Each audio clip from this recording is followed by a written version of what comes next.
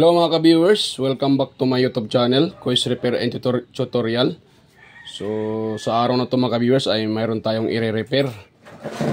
Yan, so ito po ay isang electric pan at ang brand nito ay yan Camel stand pan. Yan, so Camel siya mga ka-viewers.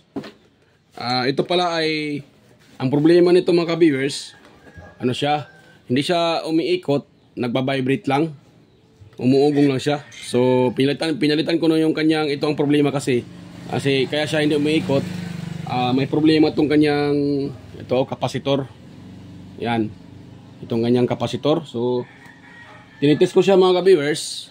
Sa 1.5 mababa na yung kanyang reading. Yan, kung nakita nyo, ititest ko siya ha. Pakita ko sa inyo mga ka-viewers. Yan o. Kung nakikita nyo, wait lang ha. Yan o. So yan yung kanyang reading o. Sa 1.5, 1.2 yan. 1.2 na siya. Kaya mahina at hindi masyadong ano siya. Kung i-number 1 mo ay hindi na ano siya, tawag dyan. Hindi na siya masyadong makaikot pag sa number 1. Yan. So pinilitan ko na yan mga ka-viewers at gumagana na yan siya. Ngayon may isa pa yung problema mga ka-viewers at ang problema niyan, so ito na ang i-share ko sa inyo. Ito ay napakasimple mga ka-viewers pag alam mo lang, pero pag hindi mo alam, so maaring mahirapan ka nito sa kanyang problema. Yan. So pero bago pa yan mga ka-viewers, bago ko pa yan i-share sa inyo. Ayan, kung bago ka lang kayo sa aking channel at napadaan, so huwag mong kalimutang mag-like, mag-share at higit sa lahat, mag-subscribe mga ka-viewers. Ayan, hingi lang ako ng pabor sa inyo, paki-subscribe at pindot na rin yung bell button sa taas, ilagay sa all para updated kayo sa mga video tuwing ako'y mag-upload ng bago. So tuloy tayo mga viewers. So ito pala ang nito, ang isang problema pa niya mga viewers.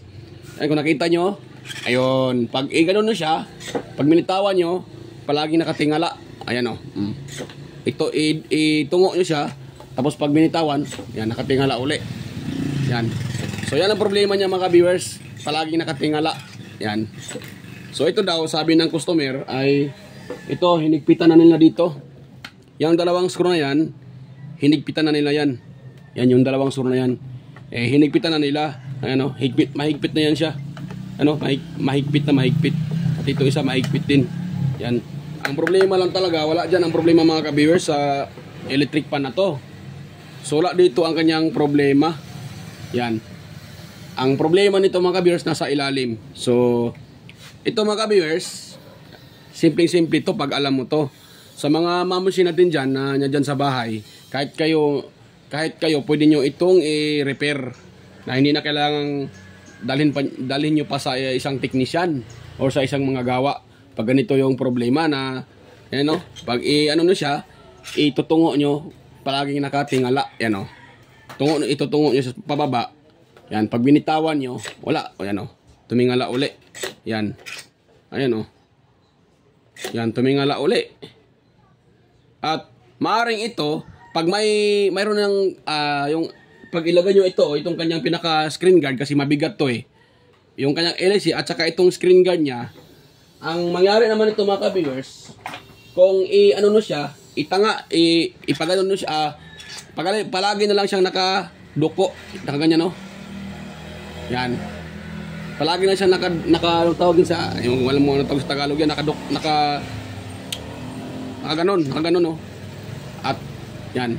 So pag binitawan nyo, hindi din siya, pag ginaganon nyo pataas, bumabalik pababa. Yan. Pag ito ay may LC, kasi mabigat yung kanyang LC pati yung kanyang pinaka guard house ito, screen guard, itong pinaka screen guard niya, mabigat to makapal.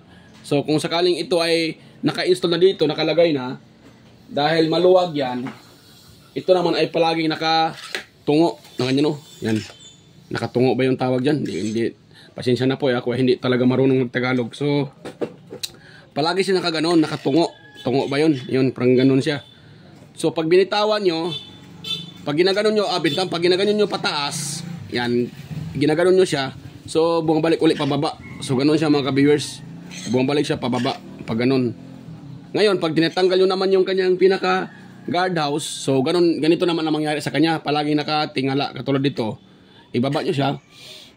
So nakatingala pa rin siya kahit even na baba nyo yung kanyang itong pinaka gano, yan, itong pinaka motor niya. So nakaganon pa rin siya. Yan. Yan, hanggang pa rin siya. So hindi alam ng may-ari kaya dinala dito sa akin. So ang problema nito isa, yun na yung mahina siyang umikot. At nasolusyonan ko na, na-repair ko na ito. Pasensya na po ay hindi ko na na-share sa inyo ang pag-repair nito kasi madali lang naman maglagay ng kapasitor.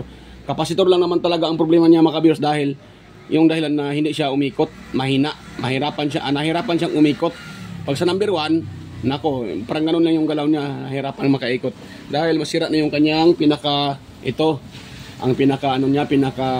kapasitor, starting kapasitor.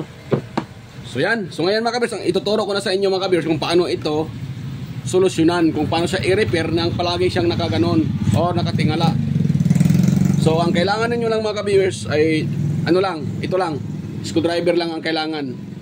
Yan, screwdriver lang ang kailangan. Ang gawin nyo lang, i-open muna, tanggalin muna itong dalawang screw na to. Yan, tanggalin nyo muna siya mga ka-viewers. Dalawang screw yan, tanggalin nyo. Ang ginagawa kasi sa iba, hinigpitan yan, ito.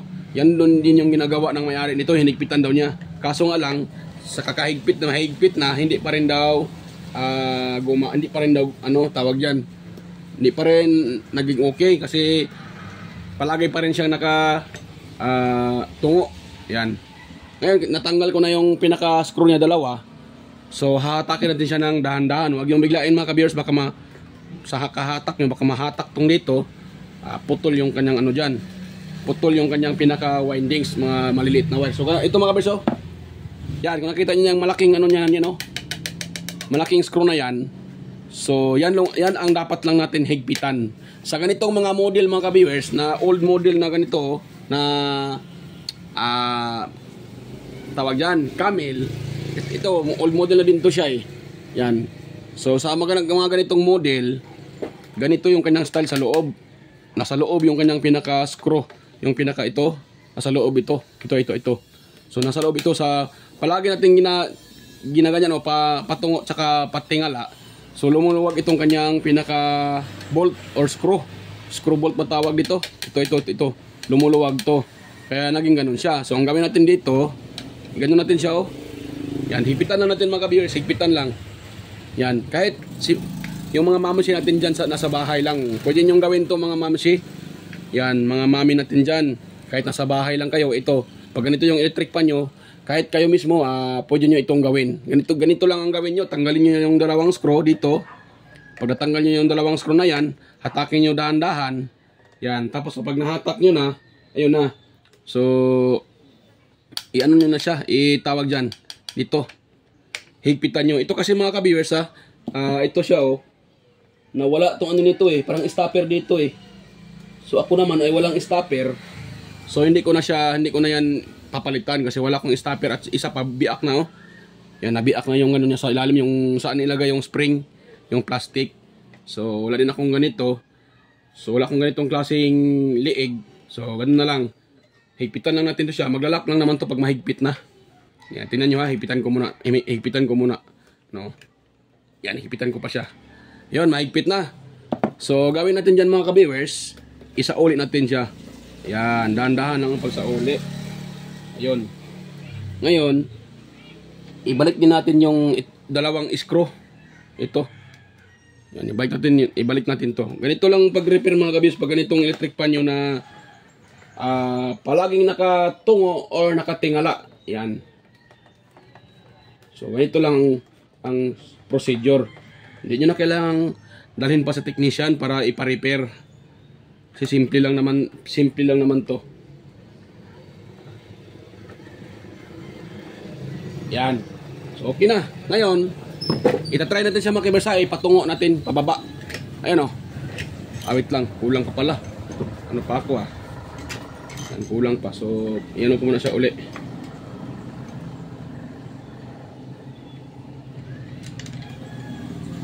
So, kulang pa siya mga ka-viewers. Kulang pa ng tawag dyan, higpit.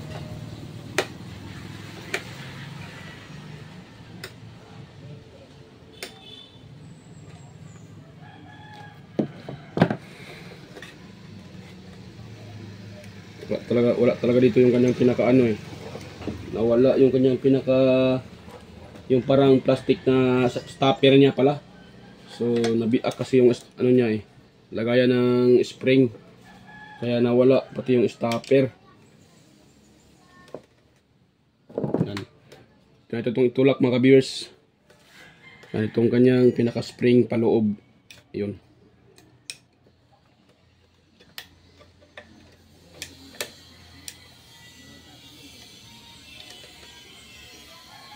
Yun. Tapos ibalik natin siya. So bago natin pala ibalik, higpitan din natin dito. So yung isa kong saan yun? Ito.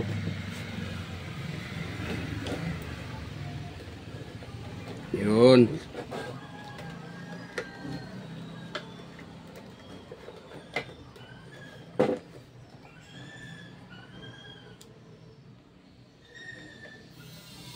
Yan, so try natin siyang ibalik kung gumagana na ba siya. Hindi na ba siya palagi nakatungo or nakatingala. Yun. Yan na mga ka-viewers, oh. Gumagana na. So, ganun lang ang technique mga ka-viewers. Higpitan nyo lang yung malaking rosca sa ilalim. Yung malaking parang bolt ba tawag dyan. Yan, yung bolt and nut. Hindi naman yung rosca kasi iba naman yung rosca. Or parang yan na siguro. Yan o. Pag pinitungo na siya, yan, nakatungo na. At paano na siya, tingala, so nakatingala pa rin siya.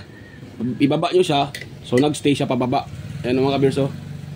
At kanina, yung ginagano natin siya, bumabalik. Yan, bumabalik. Yan o. Naka-stay din ng mga ka-viewers. So, ganun lang mga ka-viewers. Ganun lang ang technique. Yan.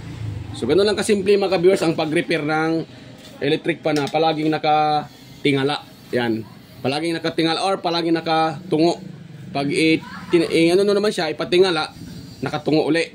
Kasi pag ito ay may may nakalagay na yung kanyang pinaka-screen kasi mabigat yun. So, palagi na lang itong nakatungo. Hindi naman siya tumitingala.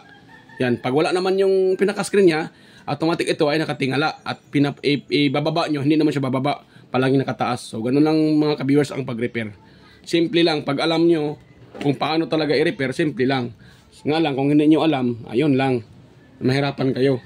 So, yung iba dito, hinigpitan to dito, pero hindi naman dito eh. Yung iba, nabibiak na dito sa kakahigpit. Ito dito sa likod, yung dalawang screw na to. Nabiak na yan sa kakahigpit, pero ganun pa rin. Hindi pa rin nila na patino kasi ang problema talaga sa ilalim, yung pinakamalaking screw. So, yan mga ka-viewers. Okay na to siya. Ganun lang. Kaya na ko pa kasi itong nire-repair. Yan lang ang pinakalas problema niya. Palagi nakatungo or nakatingala. So, yan. Big love shoutout pala sa inyo mga ka-viewers. Sa mga patuloy sumusuporta sa aking video. Sa mga nanonood. Sa mga silent viewers dyan. Organic viewers. Subscribers ko. Sa mga bagong subscribers. At sa mga dati din. So, thank you sa inyong lahat. Sa patuloy yung suporta sa aking channel at panonood sa aking mga video. Ayan, mega loud shout out sa inyo. Thank you talaga. Ako po ay taos pusong nagpapasalamat sa inyo mga ka-viewers sa inyong suporta sa akin. Ayan, at saka mega loud shout out din sa palaging nagko-comment na naging kaibigan ko na rin na sina si Sir Randy Trinidad, Sir John Santiano. Ayan, si mega loud shout out Sir John Santiano. At saka si Sir Alex Parone. Ayan, mega loud shout out po sa inyo, Sir Alex Parone. Si Sir Toxic Gaming or Sir Nelson Timon. Ayan, mega loud shout out Sir Toxic Gaming or Sir Nelson Timon. At saka si Ryan De Leon, mega loud shout out po. Sir Florendo Isidro, Sir John Mercado Jr. Ayan, mega loud shout out Sir John Mercado Jr. Sir Manuel Mahadukon. Ayan, mega loud shout out Sir Manuel Mahadukon. Sir Ferdinand Lopez. Ayan, Sir, mega loud shout out sa iyo Sir Ferdinand Lopez. At kay Sir Edgardo Jr. Dato Talavera. Sir Edgar Macam. Ayan, Sir Vicente Bibuso Bandiquillo. Ayan, mega loud shout out po sa inyo. At sa mga kaibigan ko rin sa YT. na sina si Boy Botaloy Vlog, Master Andy Tech, Andy Rabino TV Tech, Inting Butingting, Andy Rabino 2, Maya Vlogs, Teletech Chair, West Jojo Tech, Ricardo Bernardo, Fix and Review, Judatech TV, John P. Technician, Rodolfo Studio, Yoyong's Repair and Tutorial, Tactics PH Official, Tons Baay Vlog, Jimenez Iban Vlog, Pilam Country Living, White Ferry, Horseshoe TV, Bullet Train Channel, GAG Channel, Soktek TV, Kerry Mendoza Vlogger, Chris Perez Vlog, Rowel San Andres, Edstech TV, GFC TV, Cebuanang Amaw, Jos Electrical Vlog, Rodchoy Fishing Adventure, Mercy Werham, Amigos Amigas, Jan Engracia, Chona Incabo, Leo Tech, DGS Channel, Inday Test TV, Lex TV Official, Jiros Flores Mix Vlog, The Bolton Channel, Sir Watkins, Life in Japan Countryside, Abby the Explorer, Sir Lawin, Iconic Insight, Den Lens TV, Naanatanan TV, Maskarang Vlogger, Reyna Vlog, Look the Great, Aling Peps, Marco Francis 713 Mix Vlog, For the Expert, Just Dado Mac Vlog Channel, Lovely Mode Forever TV, at si AQC TV, ayan, Miguel shoutout, Kisnel Channel, 3M Vlog, Anonymous Vlog, John Jinky Inok Vlog, GW Jingward, Teacher Tube PH, Bitoy Malana, Darwin Tech, Farmer Boy TV, Roger Cedric, DJ Disco Hunter, ayan, Miguel shoutout sa iyo, idol, DJ Disco Hunter, at si Baybayon TV Vlog, ayan, Miguel shoutout idol, Baybayon TV Vlog, ayan, salamat po sa pag dalaw sa aking channel. So ayan, so bago pa tayo mag-end mga ka-viewers, kung mayroon kayong nakuha ang kunting ideya, kahit simpleng ideya sa ating tutorial ngayon, mga ka-viewers, huwag niyong kalimutang mag-like, mag-share at higit sa lahat, mag-subscribe at pakipindot na rin yung bell button, ilagay sa all para updated palagi. So ayan, bye-bye mga ka-viewers, kita-kita tayo ulit sa next kong mga video.